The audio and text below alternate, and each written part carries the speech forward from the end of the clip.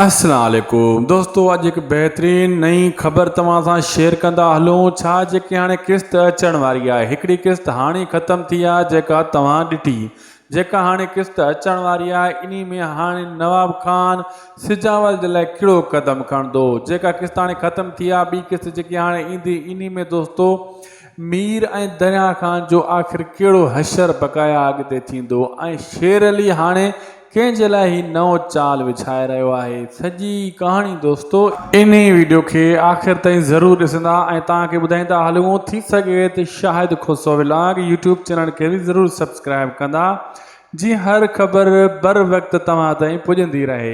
दोस्तो मां तव्हांखे ॿुधाईंदो हलां, हाणे जेको किस्तूं ईंदियूं उन्हनि में हिकु जेको नए क़िस्म जो मतिलबु दोस्तो तरीक़ो आज़मायो वेंदो। ख़ासि करे ग्रुप तयारु कया वेंदा ऐं ग्रुप मतिलबु शेर अली जो ग्रुप अलॻि थी चुको आहे। तव्हां ॾिठो आहे सिजावल अलॻि आहे ग्रुप, नवाब खान अलॻि ऐं बख़्त भावल जो ग्रुप अलॻि थी चुको आहे ऐं मीर दरिया खान मूसा वारनि जो वरी ग्रुप अलॻि आहे।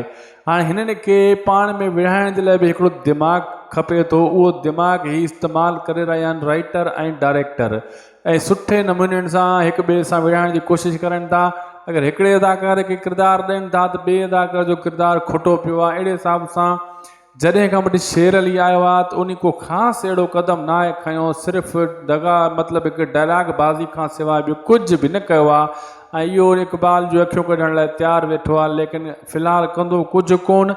ऐं सभई हिक ॿिए खे इहे धमकियूं ॾेई रहिया आहिनि। इहे तव्हां ॾिसंदा रहो दोस्तो, कुझु बि जेको आहे अॻिते अहिड़ो ख़ासि क़दम न खयो वेंदो। लेकिन इहो आहे त डायलॉग बाज़ी तव्हांखे भरपूर अॻे अचण वारनि किस्तनि में मिलंदी ऐं सकून सां मिलंदी।